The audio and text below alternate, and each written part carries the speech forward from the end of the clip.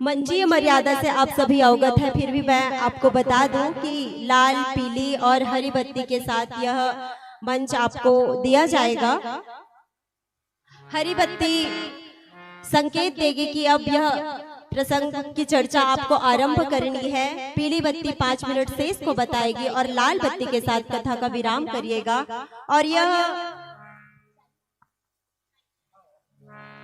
40 minute के लिए यह मंच आपको सादर समर्पित है।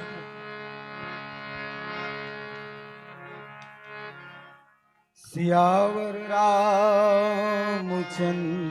शंकर हरि ओम।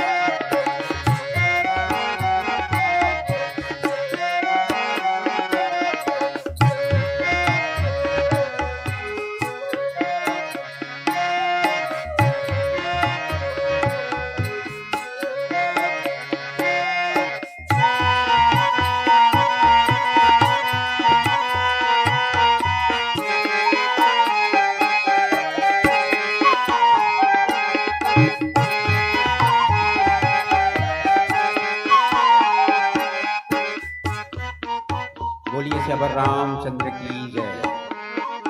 पावन गांव खल्लारी की इस पावन धरा को सादर प्रणाम।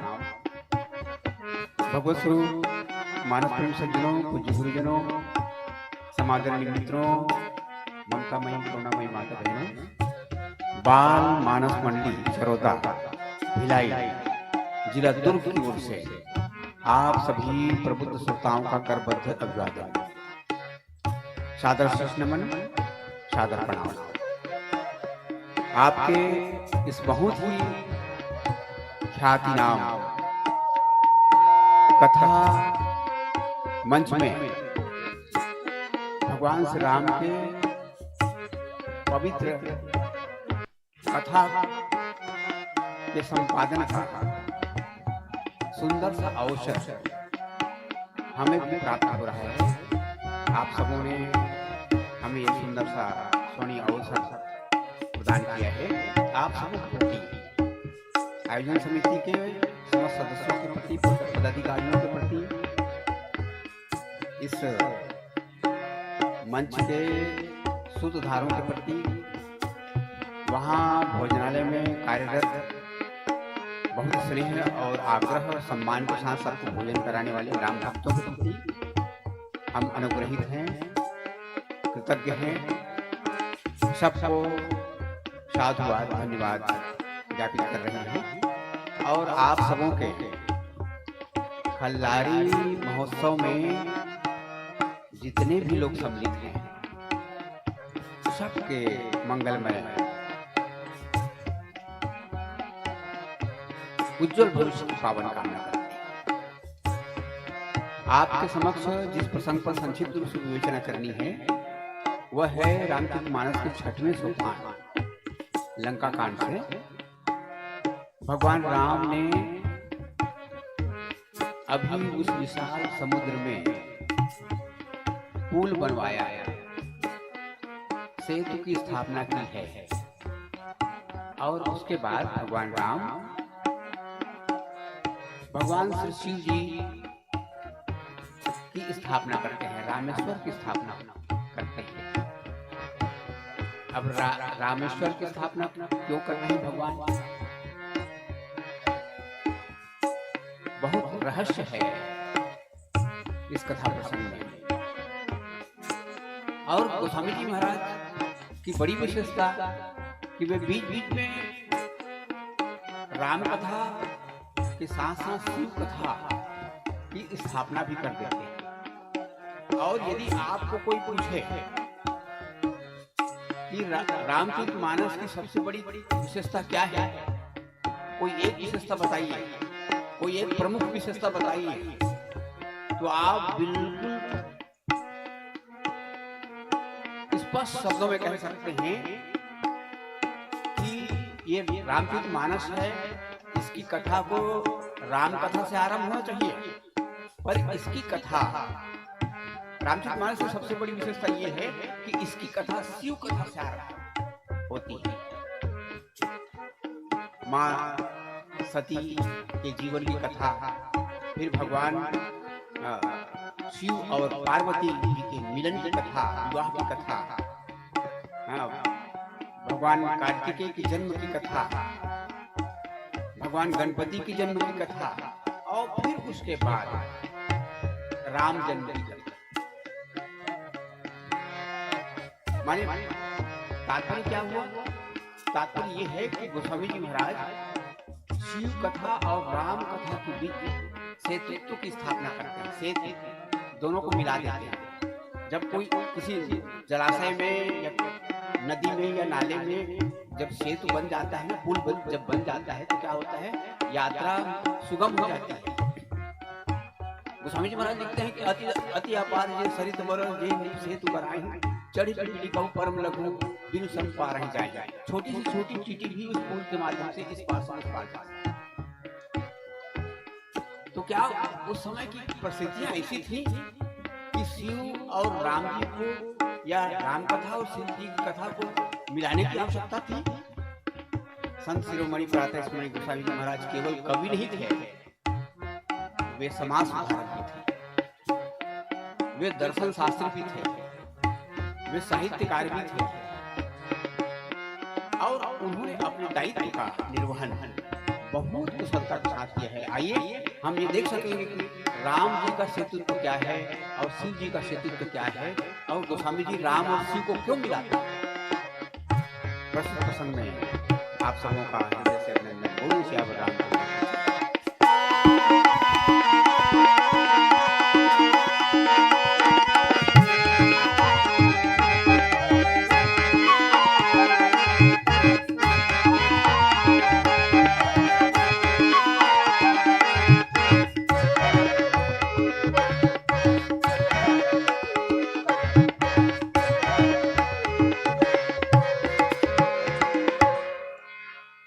सियावर रामचंद्र शंकर हरिओ। यत्र यत्र रघुनाथ कीर्तनम तत्र तत्र कृतमस्तकांजलिं वाष्पवारि परिपूर्ण लोचनम मारुतिम नमत राक्षसांतकम।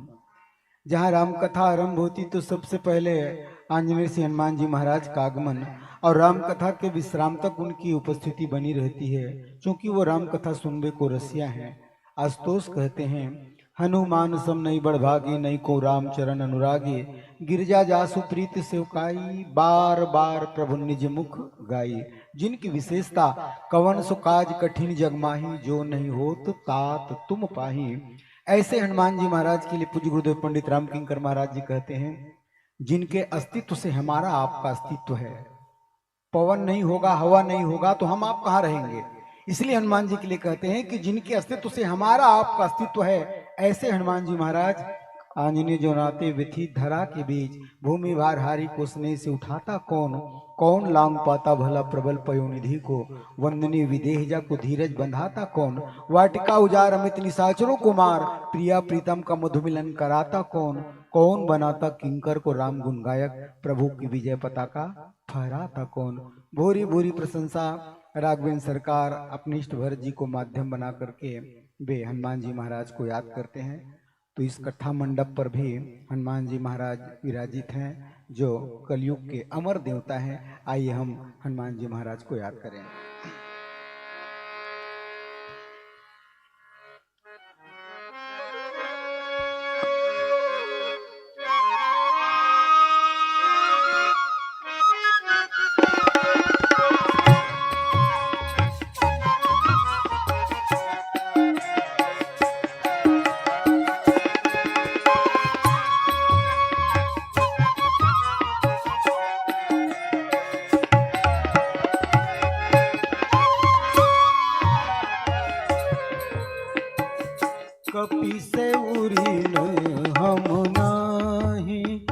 भरत भाई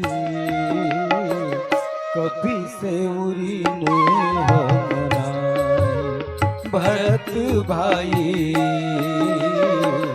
कभी से उरीन हम नाई।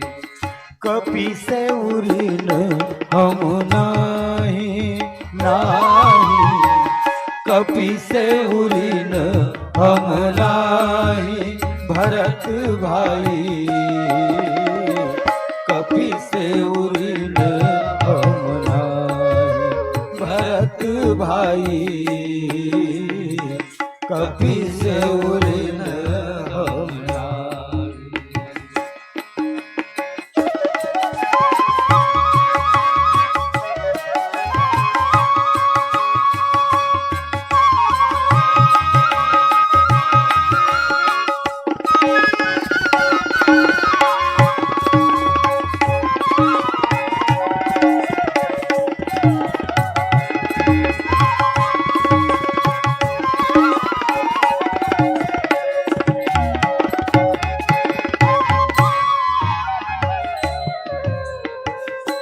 सोयोजन मर्याद सिंधु की कूद गयो छन माही।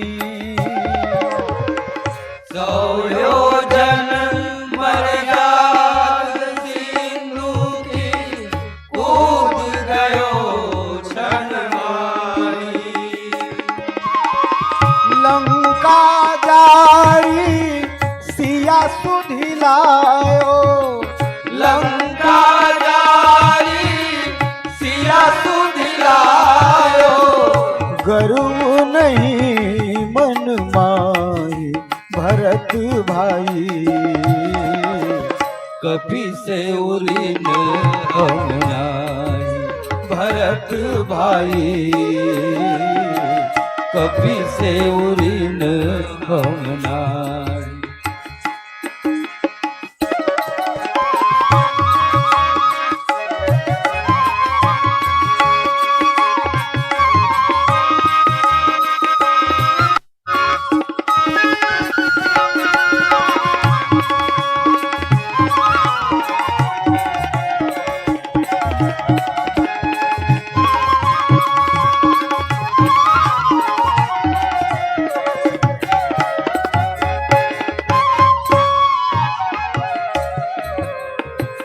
शंकर प्रिय मम द्रोही हो रामा। शिव द्रोही मम गा। नर करही कलप भरी घोर नरक महुबा। भक्त जब संकट में होता है तो उनकी रक्षा भगवान करते हैं, लेकिन भगवान भी जब संकट में होते हैं तो उनकी सहायता आंजनेय सिंह हनुमान जी महाराज करते हैं। और इस बात का प्रमाण कवि कुलभूषण पूज्यपाद गोस्वामी तुलसीदास जी महाराज श्री रामचरित मानस के अलावा अपने अन्य ग्रंथों पर वर्णन करते हैं। अहिरावण महिरावण की कथा से आप लोग परिचित होंगे। अहिरावण महिरावण के विनाश के समय की वो याद करते हैं। अहिरावण की भुजा उखारी बैठ गयो मठ माही। अहिरावण की भुजा उखाड़ी बैठ गयो मठ माही। जो भैया हनुमत नहीं होते। जो भैया हनुमत नहीं होते। कौन लात जग माही। भरत भाई कभी से उरीन हम नाही। भरत भाई कभी से उरीन हम नाही। कपि से उरीन हम नाही नाही। कभी से उरीन हम नाही। भरत भाई कपि से उरीन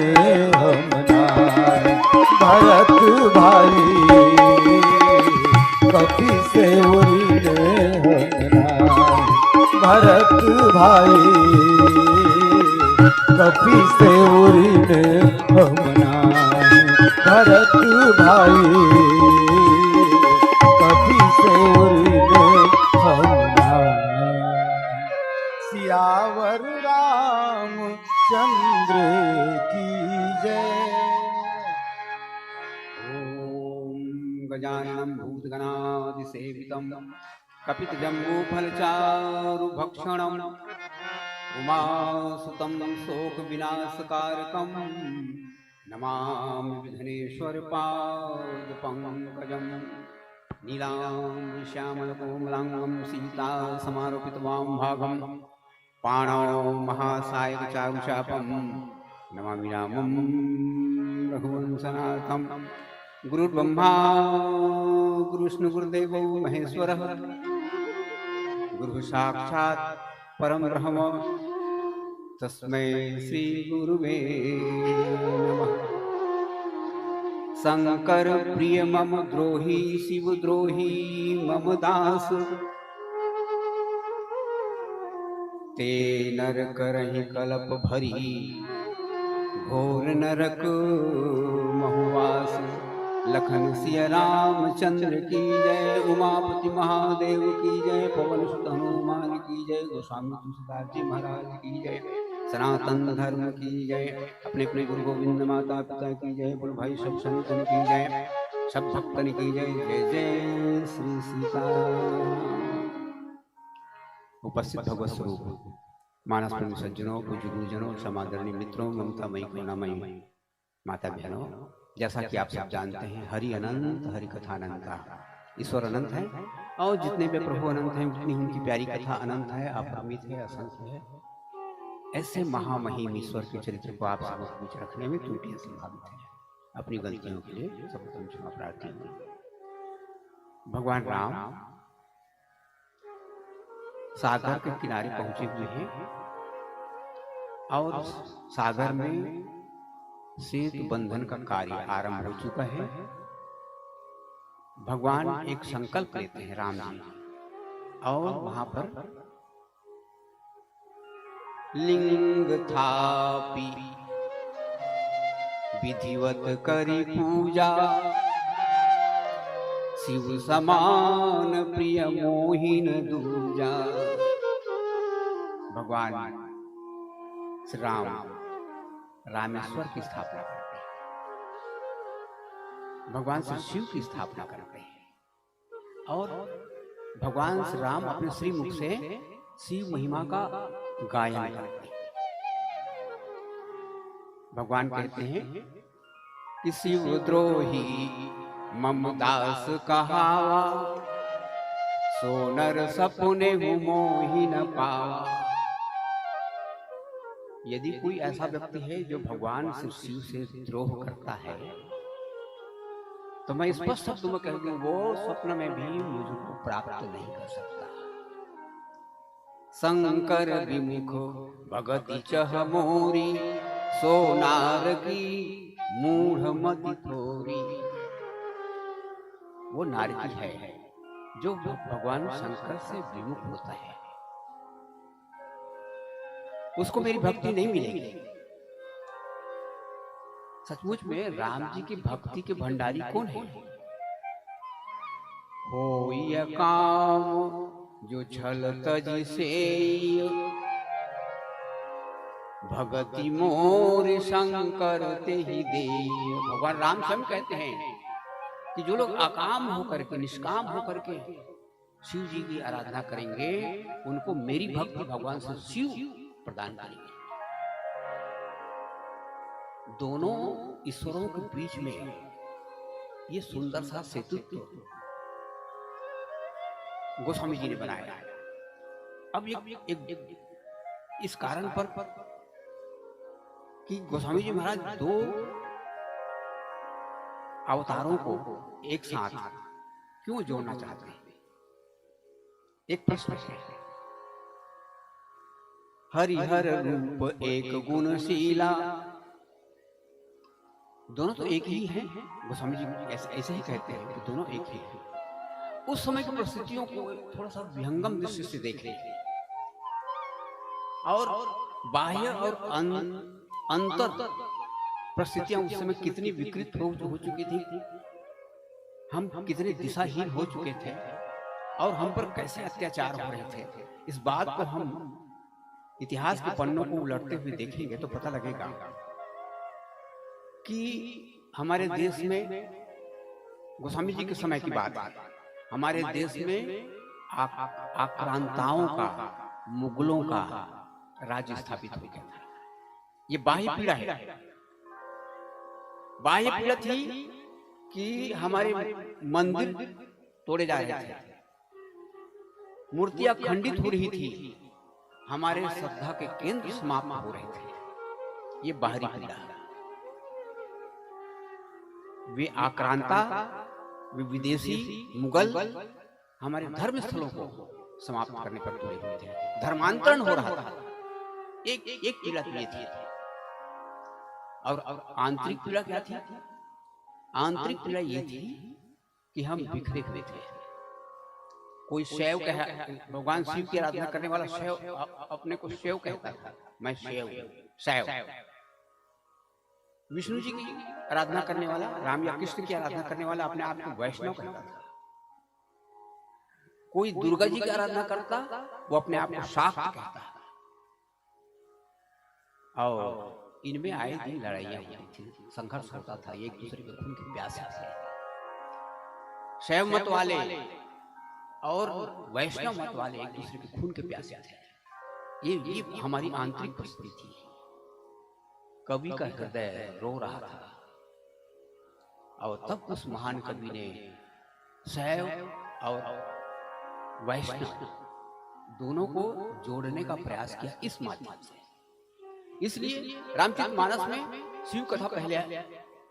रामचरित की जो कथा है वो शिव कथा से आरंभ होती है। अब गोस्वामी जी महाराज तो स्पष्ट शब्दों में कहते हैं, यदि आप अपने मनोरथ को पूर्ण करना चाहते हैं तो आपको शिव की आराधना करनी होगी। इच्छित फल बिन शिव अवराधे, लहई न कोटि जोग जप साध। करोड़ों यज्ञ कर लीजिए, जब तक कर लीजिए, जब तक आप भगवान शिव की आराधना नहीं करेंगे आप मनोकामनाएं पूर्ण नहीं होंगी। और राम भक्त, कोई राम भक्त है उसको कैसे पहचानेंगे, उसकी क्या विशेषता है? गोस्वामी जी महाराज बताते हैं, बिनु छल विश्वनाथ पद नेहु, बिना छल कपट के, बिनु छल विश्वनाथ पद नेहु, राम भगत कर लक्षण येहु। कोई राम भक्त है, इसका क्या लक्षण है? इसका लक्षण ये है, जो राम भक्त है उसको शिव भक्त होना होगा, और जो शिव भक्त है उसको राम भक्त होना होगा। हरिहर रूप एक गुणशीला, रहते दो पूजत पुजवावत, पूजा पद्धति सबहि सिखावत। मारुति बन हरि सेवा किन्ही, और रामेश्वर बन सेवा योनि। दोनों एक ही हैं। भगवान राम भगवान श्री शिव की महिमा का गायन करते हैं। राम जी को विश्व के दो महान गुरुओं ने धर्म सेतु कहा है। वो कौन गुरु हैं? एक तो कुल गुरु वशिष्ठ जी, धर्म सेतु रक्षक तुम ताता। कुल गुरु वशिष्ठ जी कहते हैं कि राम तुम धर्म सेतु के रक्षक।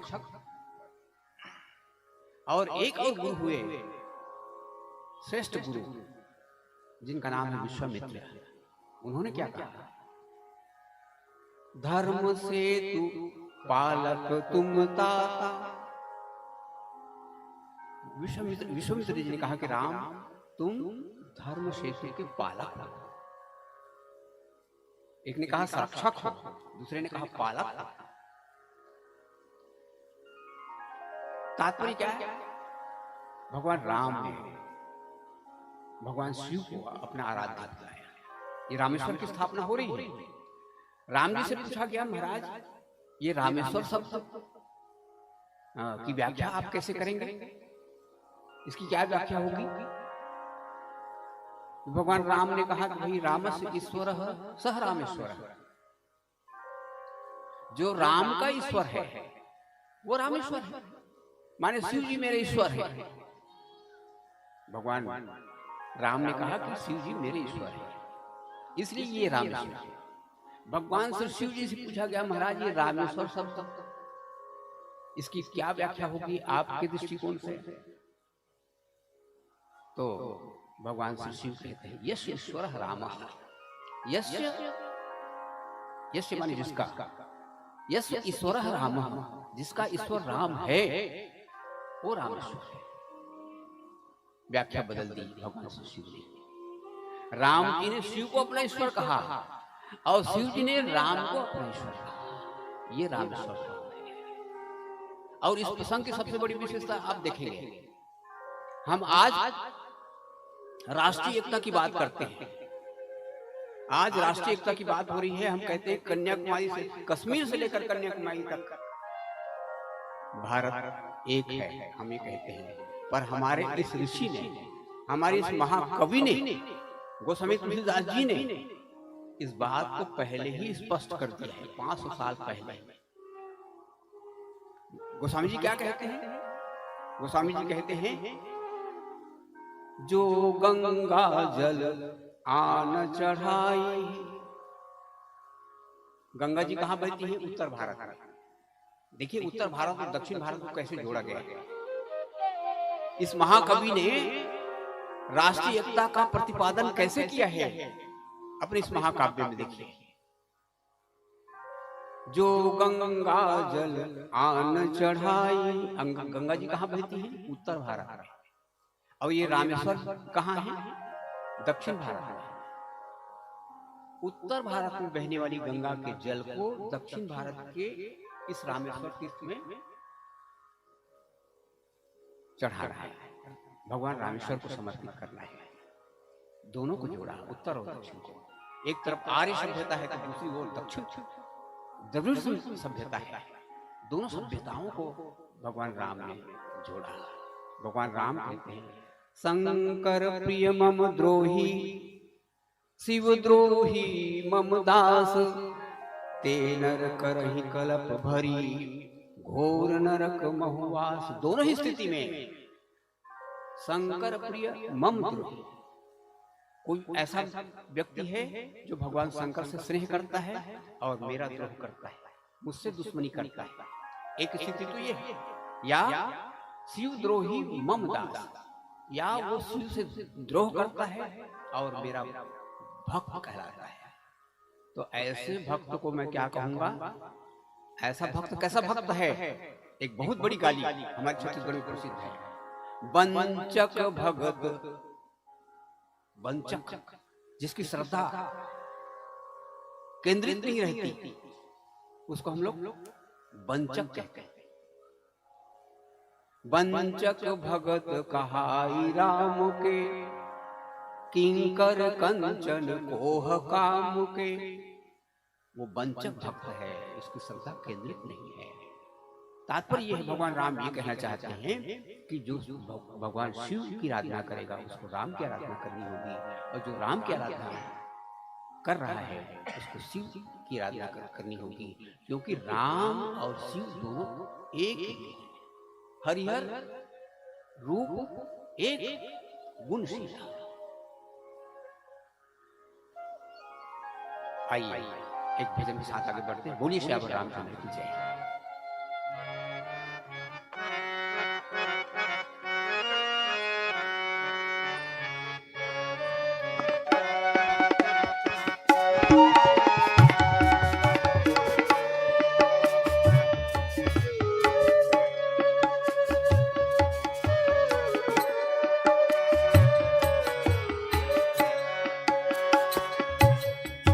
राम का गुणगान करिए, राम का गुणगान करिए। राम प्रभु की भद्रता का, सभ्यता का ध्यान धरिए, ध्यान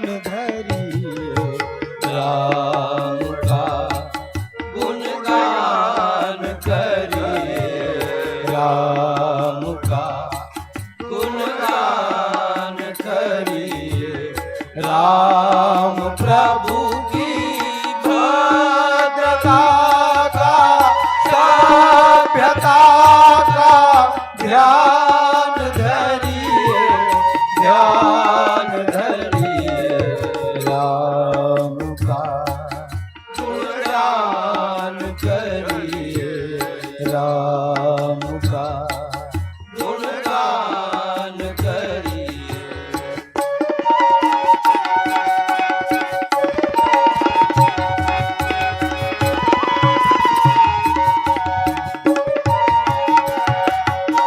राम के गुण गुण चिरंतन, राम के गुण गुण चिरंतन, राम के गुण गुण चिरंतन, राम के गुण गुण चिरंतन, राम गुण सुमिरन रतन धन, राम गुण सुमिरन रतन धन, राम गुण सुमिरन रतन धन, राम गुण सुमिरन रतन धन, मनुजता को कर विभूषित, मनुजता को कर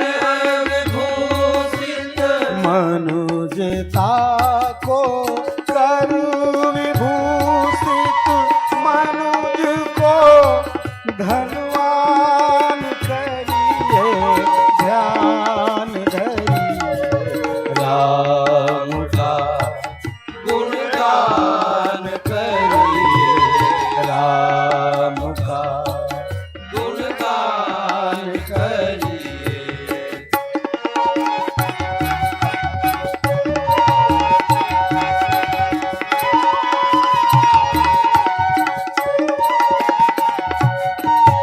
सगुण ब्रह्म स्वरूप सुंदर, सगुण ब्रह्म स्वरूप सुंदर, सुजान रंजन भूप सुख तन, सुजान रंजन भूप सुख तन, सुजान रंजन भूप सुख तन, सुजान रंजन भूप सुख तन, राम आत्मा, राम आत्मा, राम आत्मा, राम आत्मा, राम आत्मा, राम आत्मा, राम का सम्मान करिए, ध्यान धरिए, राम का गुणगान करिए, राम का गुणगान करिए, राम प्रभु की भद्रता का, सभ्यता का ध्यान धरिए, ध्यान धरिए, राम का गुणगान करिए, राम का गुणगान करिए। सियावर रामचंद्र की जय।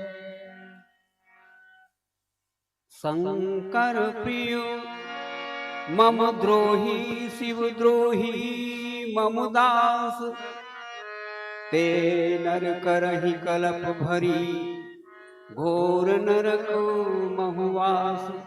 लखन सिय रामचंद्र की जय। भगवान श्री शिव जी के लिंग की स्थापना के पश्चात भगवान राम शिव महिमा का गायन करते हैं। भगवान श्री राम ने कहा कि जिनको शंकर जी प्रिय है परंतु जो मेरे से द्रोही हैं या जो शिव जी के द्रोही हैं और मुझसे स्नेह करते हैं, इन दोनों स्थितियों में ते नर करहि कल्प भरी, वे मनुष्य कल्प भर। ये चारों युग कई बार जब बीत जाते हैं तब एक कल्प होता है। इतने युगों तक उसको नरक में रहना होगा। ते नर करहि कल्प भरी, घोर नरक में, केवल सामान्य नरक नहीं, घोर नरक में, भयंकर नरक में उसको वास करना होगा। अब एक प्रश्न है कि भगवान राम अभी क्यों शिवलिंग की स्थापना कर रहे हैं? इसलिए कि भगवान शिव की आराधना, चाहे हम ज्ञान मार्गी हो चाहे भक्ति मार्गी, दोनों मार्गों के पथिक के लिए शिव आराधना आवश्यक है। यदि हम ज्ञान मार्गी हैं तो ज्ञान किस माध्यम से आता है हमारे जीवन में? गुरु बिन होय कि ज्ञान, ज्ञान गुरु के माध्यम से हमारे जीवन में आता है। तो क्या भगवान शिव गुरु हैं?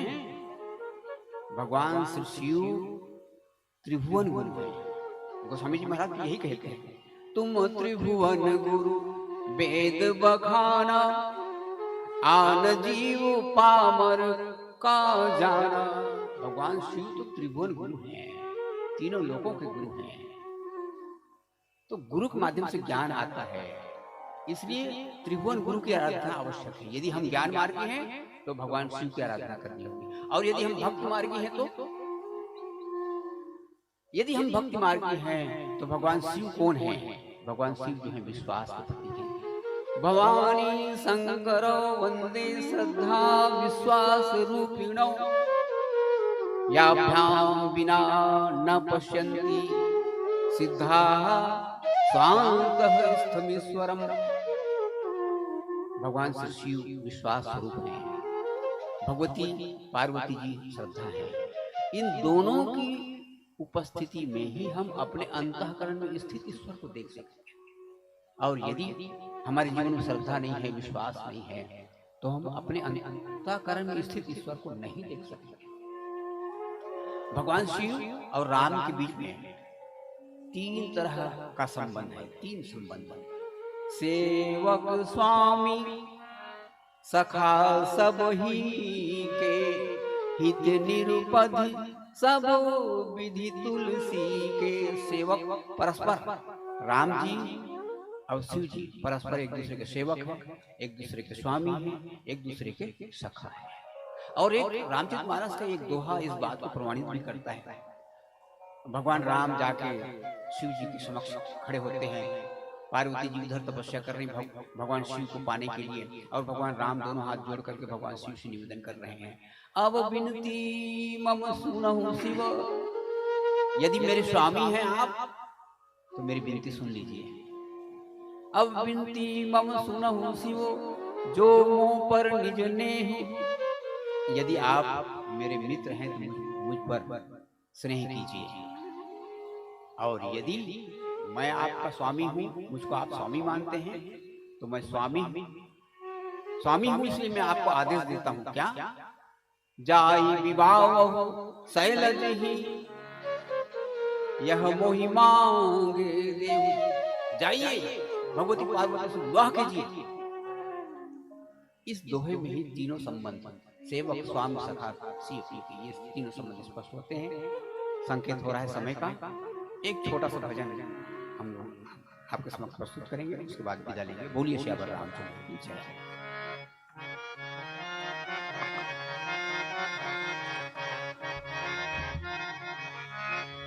राम जपो राम जपो राम जपो बावरे, राम जपो राम जपो राम जपो राम जपो राम जपो बावरे राम जपो राम जपो घोर भव नीर निधि घोर भव नीर निधि नाम निज नाम रे राम जपो राम जपो बावरे राम जपो राम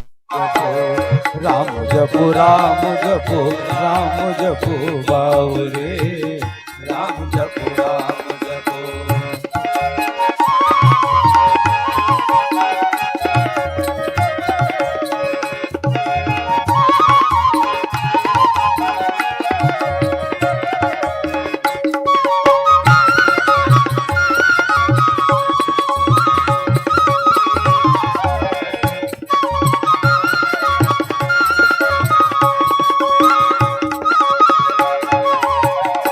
एक ही साधन सब रिद्धि सिद्धि साधि रे एक ही साधन सब रिद्धि सिद्धि साधरे जब तक उपरास करेंगे तो अनेक प्रकार से सामग्री की आवश्यकता होगी, लेकिन राम जपने में कुछ सामग्री की आवश्यकता नहीं, खाली राम का नाम लेना है।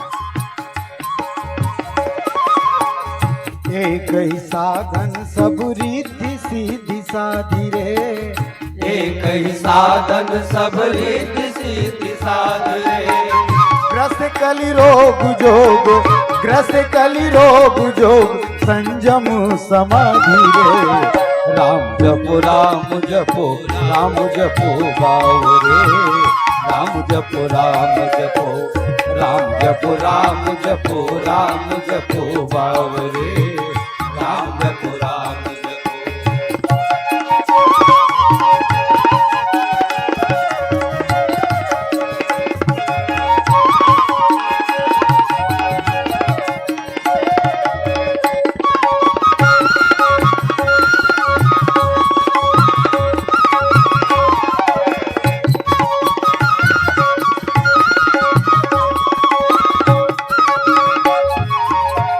भलो जो है पोच जो है दाहिनो जो बाम रे भलो जो है पोच जो है दाहिनो जो बावरे चाहे अनुकूलता हो चाहे प्रतिकूलता हो, प्रत्येक स्थिति में इष्ट का स्मरण होना चाहिए। हम लोग यात्रा करते हैं तो बहुधा सामने से बिल्ली गुजर जाए, बिल्ली आड़ काट दे तो लोग कहते हैं बिल्ली आड़ काट दी यार, यात्रा अशुभ है। पूज्य गुरुदेव पंडित रामशंकर महाराज जी कहते हैं कि अरे बिल्ली का आड़ काटना अशुभ नहीं हुआ है। कैसे नहीं हुआ है? गुरु जी बताते थे, जैसे बिल्ली सामने से गुजरती है तो आप जिसको भी मानते हैं, हे दुर्गा मैया, हे राम जी, हे कृष्ण, हे बजरंगबली, हे गुरुदेव, जिसको भी मानते हैं उसको याद करते कि नहीं करते हैं। और मानस में वो पंक्ति है, जिनकर नाम लेत जग माही सकल मंगल मूल नसाई। बिल्ली के आड़ काटने के चलते आप तो भगवान के साथ जुड़ गए, इष्ट के साथ जुड़ गए, गुरुदेव के साथ जुड़ गए, तो बिल्ली का आड़ काटना अशुभ कहाँ हुआ है? इसी भाव को गोस्वामी जी ने प्रकट किया है। भलो जो है पोच जो है दाहिनो जो बाम रे भलो जो है पोच जो है दाहिनो जो बावरे राम नाम ही सोअंत, राम नाम ही सोअंत सब ही को काम रे। राम जपो बावरे राम जपो बावरे राम जपो